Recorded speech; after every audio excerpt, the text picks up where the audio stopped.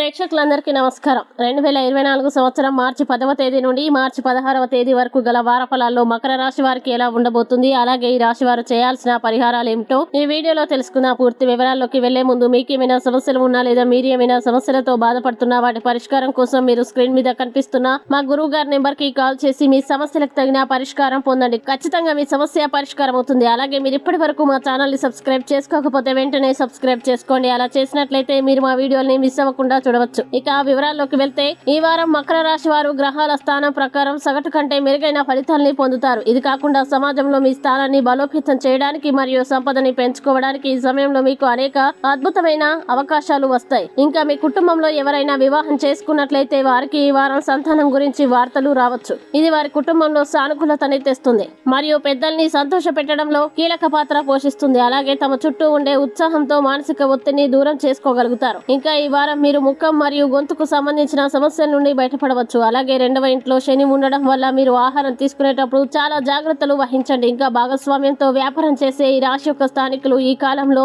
అన్ని మునుపటి కష్టాల నుండి బయటపడడానికి అవసరమైన సహాయం పొందుతారు.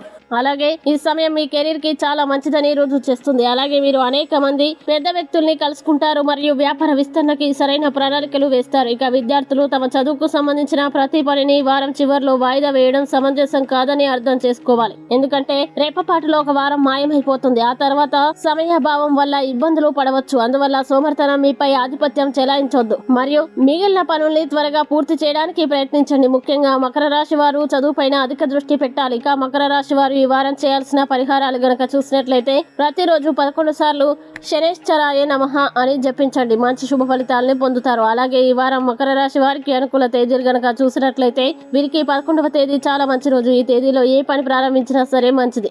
ఈ వీడియో మీకు నచ్చినట్లయితే లైక్ చేయండి మరియు ఈ వీడియోని మీ సోషల్ మీడియా అకౌంట్ల ద్వారా అందరికీ షేర్ చేయండి. ఇంకా మీ అభిప్రాయాన్ని ఈ వీడియో కింద కామెంట్ రూపంలో తెలియజేయడం మాత్రం మర్చిపోకండి. అలాగే మీరు ఏదైనా సమస్యలతో బాధపడుతున్నట్లయితే ఒక్కసారి గురువు గారి నెంబర్ కి కాల్ చేసి మీ సమస్యకు తగిన పరిష్కారం పొందండి. ఖచ్చితంగా మీ సమస్య పరిష్కారం అవుతుంది. ఇంకా మీరు అనుకున్నటువంటి అన్ని పనుల్లో అంతా మంచి జరగాలని కోరుకుంటూ సర్వే జన సుఖినో భవంతు.